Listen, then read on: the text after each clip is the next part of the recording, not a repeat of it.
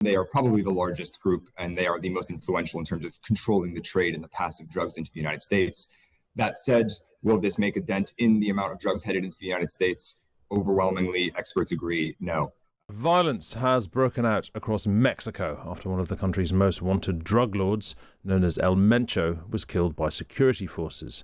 He was the leader of the Jalisco New Generation, or CJNG drug cartel, which has been known to traffic cocaine, methamphetamine, heroin and fentanyl into the US. The Mexican government used US intelligence to track him down after facing increased pressure from the Trump administration to tackle the country's drug cartels. Let's speak now to Elijah Glantz, a research fellow for the Organised Crime and Policing team at RUSI and an expert on Mexican drug cartels. Elijah, good morning.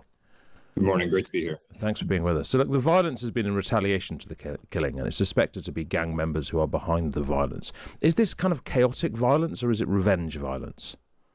So it actually might be a third thing.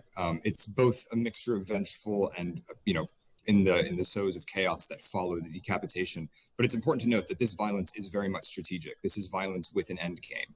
We see this all throughout South America and Latin America, that violence can create a sort of détente where, in the absence of government enforcement or enforcement action against leaders, cartels decide not to be as hyper-violent. However, when that détente breaks down and there is a decapitation or a leader of a cartel leader, like happened to El Mencho recently, that's when conflict begins, as the peace deal or the informal peace deal breaks down. Okay, wow. So look, this guy, El Mencho, he had a $15 million bounty on his arrest. How powerful was he in Mexico?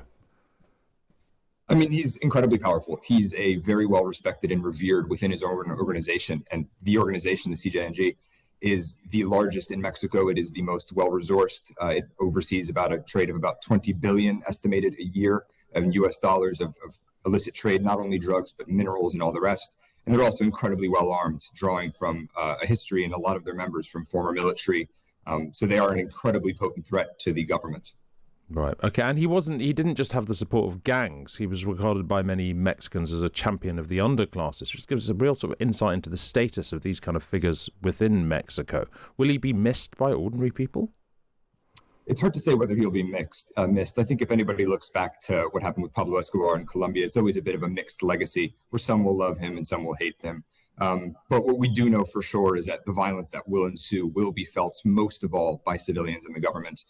There is no reason to believe that violence will only be targeted towards enforcement actors. As we've seen, whether it be in Brazil, Mexico, Colombia, or in Ecuador, civilians are often the first one to pay for the vengeance and the strategic violence used by the gangs. Right. And how significant an organization was this in trafficking drugs into the US? What kind of dent is this likely to make in the US drugs market?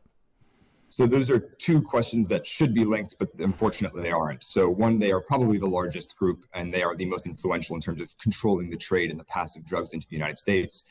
That said, will this make a dent in the amount of drugs headed into the United States? Overwhelmingly, experts agree, no. There may be perhaps a week as the violence unplays, but after that, drug, especially cocaine trade, methamphetamine and the fentanyl trade are incredibly adaptive, and we have no reason to believe that business will not continue as normal in the absence of El Mencho.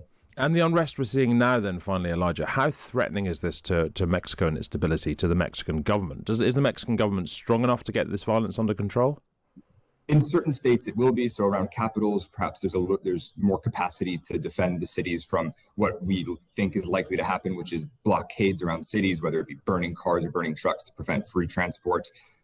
So in some ways, they can match. But again, what the cartel will likely be going for is some sort of informal, non-negotiated truce whereby the violence creates détente. The problem here is that Claudia Sheinbaum, the president of Mexico, is under incredible pressure from the United States. So whereas other countries, perhaps in Mexico in the past, may have been able to reach a form of a peace treaty or a truce of sorts, it is very unlikely that the U.S. will allow the Mexican government to relent in their pursuit of these kingpins and of these significant drug trafficking organizations. Otherwise, as we know, the relations between the two countries threaten to descend even further. Elijah Glantz of RUSI, thank you very much indeed for your time.